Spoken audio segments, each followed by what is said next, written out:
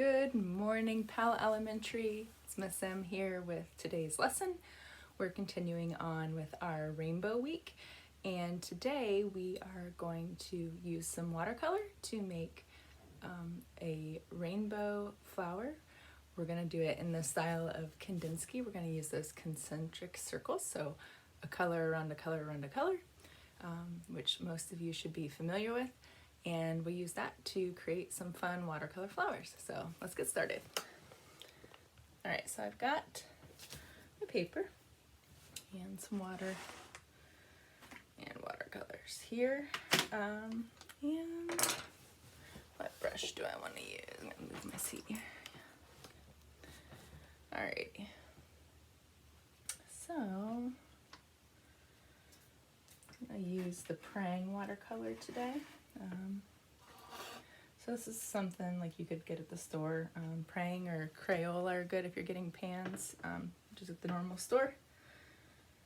And so I'm going to start with my red. So now I'm going to do it two different ways. I'm going to do red on the outside and red as the first in the middle. Alrighty, I should have maybe got clean water first. Then our orange. Just tickling that. It's kind of dirty. It's got some green in there. Let me grab that tissue.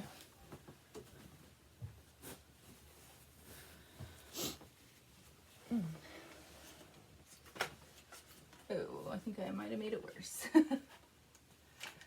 So if you ever get color into your watercolor pans, you can need like a stiffer brush in there.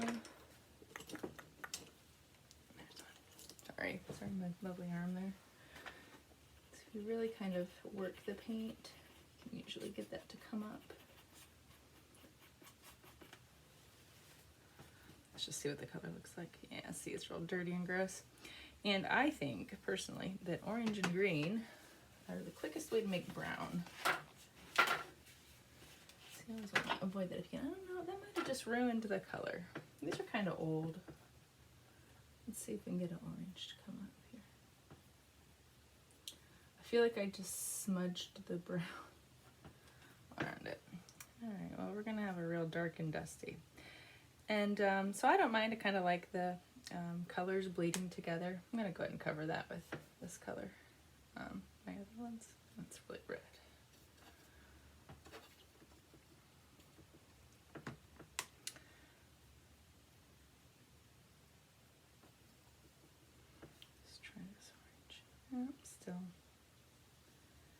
Still kind of gross. All right, well, we'll just move on. My orange is not great today. All right, and I kind of got the same issue here on this yellow. I've got that green. It's almost like, I don't even know. I'm not even gonna try. I'm just gonna go to my other watercolors over here. Get some yellow, oh yeah. So this is a good example to show you. So this is a higher quality. This is, the brand's called Lucas, Lukas. And so just, you can see how bright and vibrant and pigmented the watercolor is compared to just the student Prang. So if you really like watercolors, I definitely recommend getting yourself a nicer set. You can get them on Amazon or blick.com. Or Etsy sometimes has some cool handmade watercolor, or you could research how to make your own watercolor. You can buy materials and use like blueberries or grass or all sorts of different things from nature to create your own paint, which is really cool. Something I might get into if this keeps continuing on. It's always fun to learn a new skill. All right, we got red, orange, yellow. We're gonna go to green. Let's see what this lovely green looks like. Here we go. Back to the Prang. I'm going to just do a skinny green in there. Beautiful. Letting the brush really do the work. I kind of actually like that, how it, was able to do it in one swoop, and so it kind of like is lighter over here. And it's kind of funny, it's bleeding this way. The paper must be leaning that way. All right. And next up is our blue. Red, orange, yellow, green, blue. Try and get it really pigmented. There we go. Little boopity blue. And so this is where we have to decide, is it gonna go, it's gonna go behind that red one. It's gonna be a bigger flower. Pull that color that's sitting there down. That's pretty.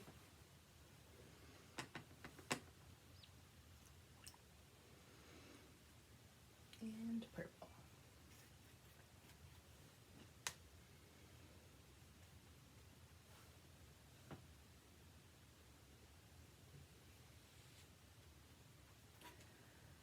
And out of steam real quick there.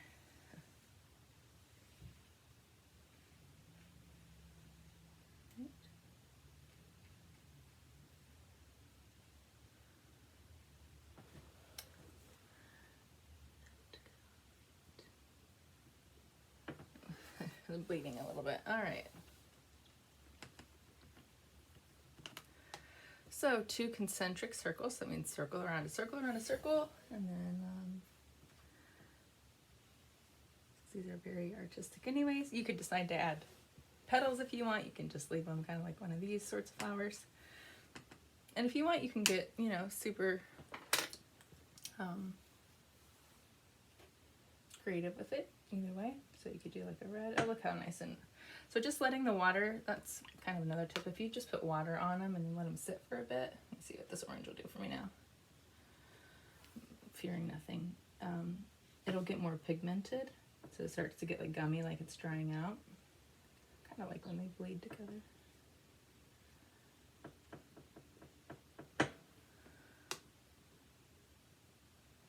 To this yellow.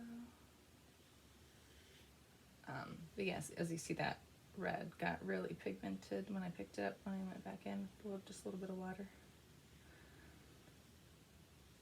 So the more water you have, the lighter the color will be. Might take just a little bit of red, like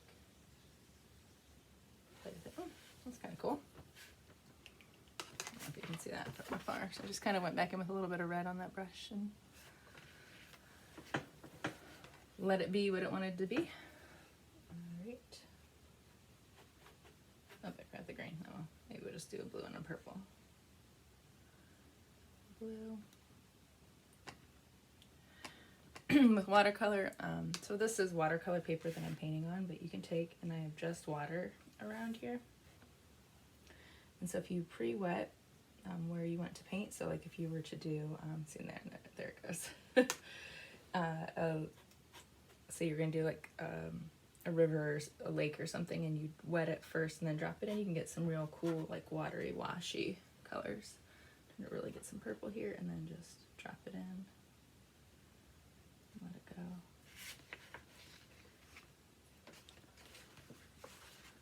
Let it be this cool circle around there, kind of different. And I have water right here, but it just doesn't quite want to go down there. There it goes.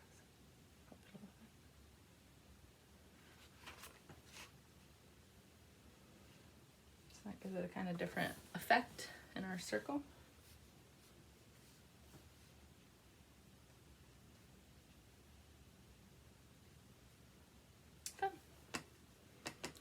That purple, it's pretty.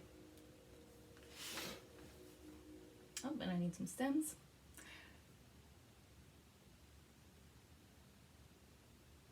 And if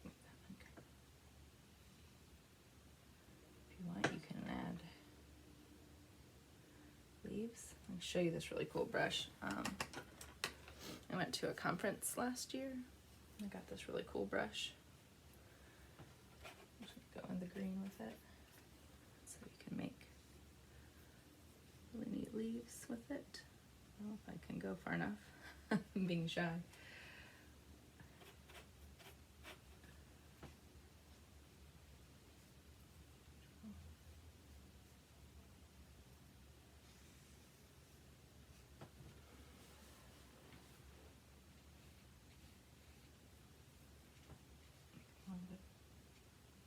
Bigger.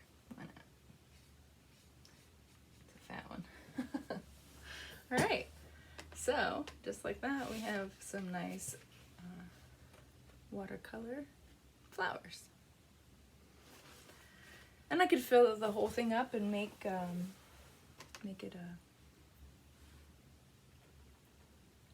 whole big, that orange is so bad. With watercolor, if you don't like it, you can always, if you act quick enough, blot it out. It'll still stain a little bit. It will never completely get it away, at least not just with blotting.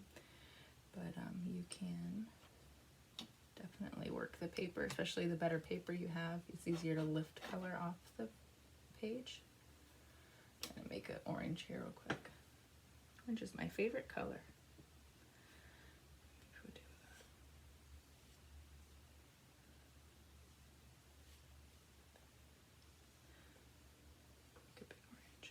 Oh no, it went into my purple. Oh, it was still wet. Darn it. Just blot that out. There we go. I was trying to make them nice and big, taking up space, and I made a mess.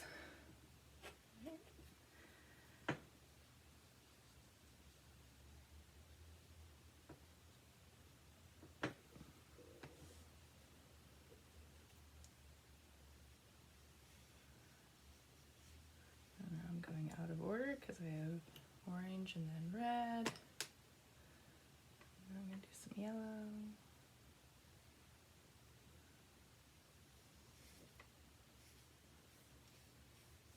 So yeah, now you can just keep going.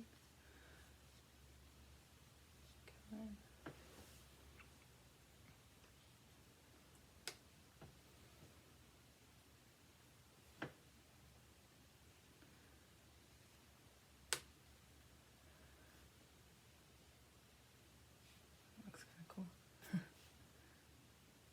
Oh. Okay.